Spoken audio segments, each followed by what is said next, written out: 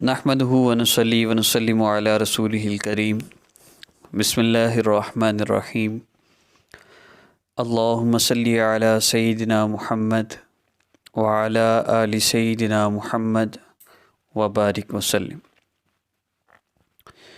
اللہ رب العزت سے دعا ہے کہ اللہ رب العزت اس عمل کرنے والے کی ہر مشکل کو، پریشانی کو، تکلیف کو اور مصیبت کو اپنی رحمت سے دور فرما دیں، اور سکون والی، راحت والی، عزت والی، عافیت والی، نعمتوں والی اور برکتوں والی زندگی عطا فرما دیں، آمین۔ حضرت حذیفہ رضی اللہ تعالیٰ عنہ ارشاد فرماتے ہیں کہ آقا پاک صلی اللہ علیہ وسلم کو جب کوئی سخت امر پیش آتا تو آپ صلی اللہ علیہ وسلم نماز کی طرف متوجہ ہوتے، تو وظائف کا اصل مقصود اللہ رب العزت کی طرف متوجہ ہونا ہے اور اللہ رب العزت سے مانگنا ہے۔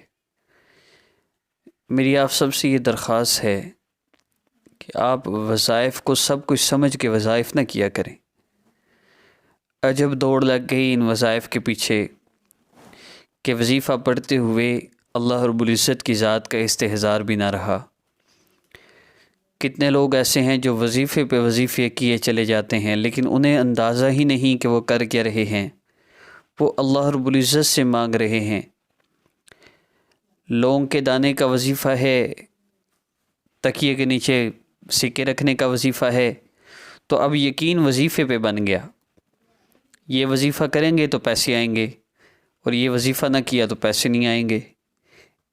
میں کافی ویڈیوز میں عرض کرتا ہوں، ایک مولوی صاحب ایک گھر میں پڑھانے کے لیے گئے، کہتے ہیں ایک برتن کے اندر، شیشے کے برتن کے اندر پانی میں کچھ پتے رکھے ہوئے تھے، تو میں نے پوچھا یہ کیوں رکھے ہیں، تو کہنے لگے کہ جس گھر میں یہ پتے ہوتے ہیں اس گھر میں پیسے آتے ہیں، اس گھر میں دولت آتی ہے۔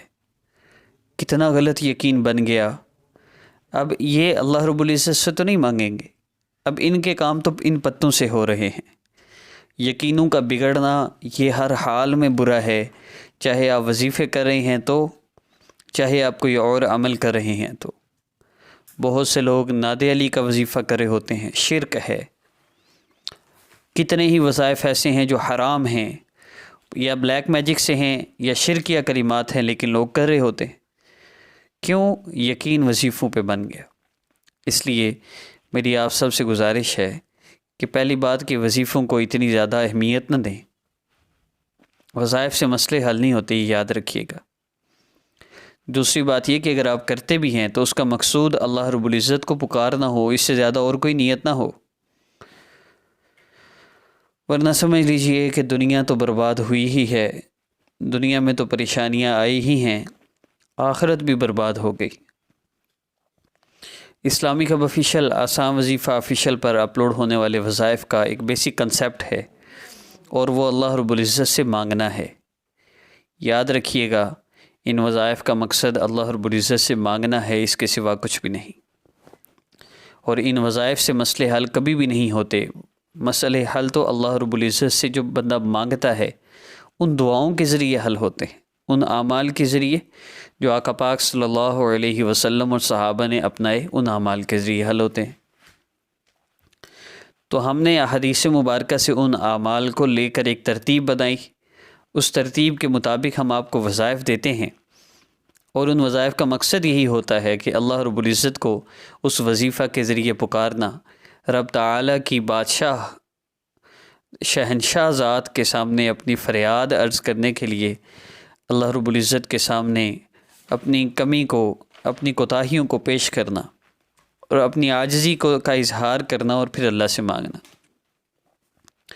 اس لیے اللہ کا واسطہ ہے، نہ خود وظیفے کریں، نہ دوسروں کو اس چیز کی دعوت دیں، بلکہ خود اعمال کریں، دوسروں کو اعمال کی دعوت دیں۔ میں واٹس ایپ پر چینج اور لائف کورس کرواتا ہوں، اور اس میں کسی کو وظیفہ کرنے نہیں دیتا۔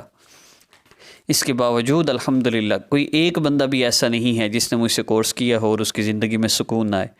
وظیفے نہیں کیے تو سکون کہاں سے آیا؟ ان چیزوں میں سکون نہیں ہے، سکون اللہ کی یاد میں ہے اور ان اعمال میں ہے جو اعمال آقا پاک صلی اللہ علیہ وسلم اور صحابہ نے ہمیں دیے۔ تو وہ اعمال ان 3 احادیث مبارکہ سے میں لیتا ہوں۔ ایک تو میں نے عرض کر دی کہ نماز کی طرف متوجہ ہونا۔ اب اس میں پہلا کام ہے آپ نے 2 رکعت نفل حاجت کی نیت سے پڑھنے ہیں، عشاء کی نماز کے بعد کر لیں تو بھی بہتر، اور کسی نماز میں کر لیں تو بھی۔ میں آپ لوگوں کی آسانی کے لیے یہ وقت بتاتا ہوں، ورنہ اللہ سے مانگنے کے لیے کوئی وقت محسوس نہیں ہوتا، جب چاہے مانگیے۔ اس کے بعد دوسرا عمل ہے، آقا پاک صلی اللہ علیہ وسلم نے فرمایا، ایک صحابی دعا فرما رہے تھے، مفہوم عرض کروں تو آپ صلی اللہ علیہ وسلم نے فرمایا، میرے صحابی جب تم اللہ رب العزت سے مانگو تو یوں مانگو، اللہ رب العزت کی عظمت اور بڑائی بیان کرو، اس کے بعد جتنا ہو سکے مجھ پر درود پاک پڑھو، پھر جو چاہے اللہ سے مانگ لو۔ یہ 3 کام ہیں، اللہ رب العزت کی عظمت اور بڑائی، پھر اس کے بعد آقا پاک صلی اللہ علیہ وسلم پہ جتنا ہو سکے درود پاک پڑھنا، پھر اس کے بعد جو چاہے اللہ سے مانگ لیجیے۔ اب اللہ رب العزت کی عظمت اور بڑائی کو بیان کرنے کے لیے آپ اللہ رب العزت کے اسماء مبارکہ کا ذکر کیجیے، یا وارث یا اللہ، آپ اس کا ذکر کر لیجئے۔ جس نماز کے بعد بھی آپ عمل کرنے لگے ہیں تو آپ 11 مرتبہ دعا کے لیے ہاتھ اٹھا لیجئے، 11 مرتبہ یا وارث یا اللہ، یا وارث یا اللہ، یا وارث یا اللہ، یا وارث یا اللہ، صرف 11 مرتبہ آپ یا وارث یا اللہ پڑھ لیجیے۔ اس کے بعد جتنا ہو سکے آقا پاک صلی اللہ علیہ وسلم پر درود پاک پڑھی، کم از کم 11 مرتبہ، اور پھر اس کے بعد اب نبی علیہ السلام فرما رہے ہیں جو چاہو اللہ سے مانگ لو۔ اب مانگ لیجئے نا، اب دیر نہیں ہے ملنے میں، ہمارے مانگنے میں کمی ہے۔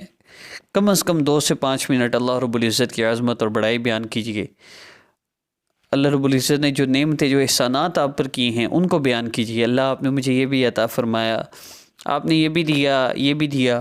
پھر آپ دعا کر لیجیے، اللہ ایک احسان اور فرما دیجیے نا، پیارے اللہ میرا یہ مسئلہ ہے، حل فرما دیجیے۔ اور اس کے بعد دعا کر لیں 5 سے 7 منٹ، 10 منٹ، جتنی آسانی سے ہو سکے، اور اس کے بعد آخر میں پھر 3 مرتبہ کم از کم درود پاک پڑھ لیجیے۔ حضرت عمر رضی اللہ تعالیٰ عنہ فرماتے ہیں کہ وہ دعا اللہ رب العزت کے ہاں پہنچتی نہیں جس کے شروع آخر میں درود پاک نہ ہو، اس لیے درود پاک سامنے شو ہو رہے ہیں، ان چاروں میں سے کوئی پڑھ لیں، اس کے علاوہ کوئی پڑھنا چاہیں تو وہ بھی پڑھ لیں، لیکن درود پاک ضرور پڑھیے۔ اور مصلی پر بیٹھ کر قبلہ رو ہو کر، باوضو ہو کر، اور ادب سے، انتہائی عاجزی سے اس عمل کو کریں گے، زیادہ فائدہ ہوگا۔ محسوس ایام میں ہے تو نفل نہیں پڑھنے اور وضو نہیں ہوگا، باقی تو آپ قبلہ رو ہو کر باوضو مصلی پر بیٹھ کے اس عمل کو کر سکتے ہیں۔ اس عاجز کو اپنی دعاؤں میں یاد رکھیے گا۔ طبیعت ناساز ہے، بڑی مشکل سے وائس ریکارڈ ہو رہی تھی، لیکن میں نے عرض کیا کہ ابھی بہت لاسٹ ٹائم ہے، اور ابھی لائیو بھی آنا ہے انشاءاللہ۔ ہمارے 20 لاکھ سبسکرائبرز کمپلیٹ ہونے کو ہیں، اور وہ بہت خوشی کی بات ہے میرے لیے بھی، آپ سب کو بھی اللہ جزائے خیر دے جنہوں نے میرے چینل کو پسند کیا۔ انشاءاللہ ملاقات ہوگی بہت جلد، جب 19 لاکھ 99,000 سبسکرائبرز ہوئے تو انشاءاللہ میں کوشش کروں گا لائیو آؤں۔ اپنی دعاؤں میں یاد رکھیے گا۔ السلام علیکم ورحمۃ اللہ وبرکاتہ۔